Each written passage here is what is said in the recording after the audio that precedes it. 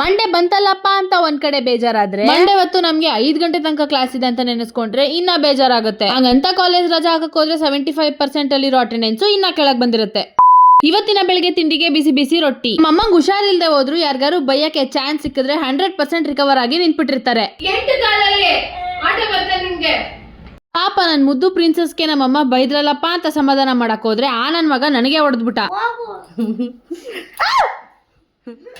ಆಯ್ತಾಯ್ತಾಯ್ತಾಯ್ತು, ಹೋಗ್ತೀನಿ ಬಾಯ್. ಏಯ್ ನೋವುತ್ತೆ. ಯಾವಾಗ್ಲೂ ಕಾಲೇಜ್ಗೆ ಕ್ಲಾಸ್ ಶುರು ಆಗಿ 5 ರಿಂದ 10 ನಿಮಿಷ ಆದ್ಮೇಲೆ ಹೋಗೋಳು ಇವತ್ತು ವಿಡಿಯೋ ಮಾಡ್ತಿದೀನಿ ಅಂತ ನಾನೇ 3 ನಿಮಿಷ ಬೇಗ ಹೋಗ್ಬಿಟ್ಟಿದೀನಿ. ನಮ್ ಕ್ಲಾಸ್ ಅಲ್ಲಿರೋರು ಈ ರೇಂಜ್ ಸಪೋರ್ಟ್ ಮಾಡ್ತಾರೆ ಅಂತ ಇವತ್ತೇ ಗೊತ್ತಾಗಿದ್ದು. ಬೆಲ್ ಬಟನ್ ಟಿಂಗ್ ಟಿಂಗ್ ಮಾಡಿ ಸಬ್ಸ್ಕ್ರೈಬ್ ಮಾಡು.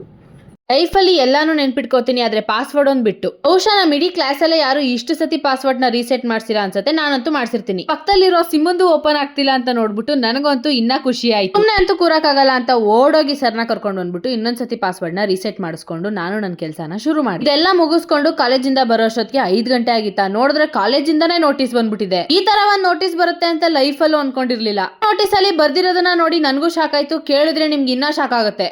ಏನ್ ಬರ್ದಿದ್ದಾರೆ ಅಂತ ಮುಂದಿನ ಬ್ಲಾಗ್ ಅಲ್ಲಿ ಹೇಳ್ತೀನಿ. ಸದ್ಯಕ್ಕೆ ಇವತ್ತು ಇಷ್ಟು ಕಿತ್ತು ದಬಾಕಿದ್ದೀನಿ. ನಾಳೆ ಏನ್ ಕಿತ್ತು ದಬಾಕ್ತೀನಿ ಅಂತ ಮುಂದಿನ ಒಂದು ವ್ಲಾಗ್ ಅಲ್ಲಿ ಬರುತ್ತೆ. ಬಾಯ್ ಬಾಯ್.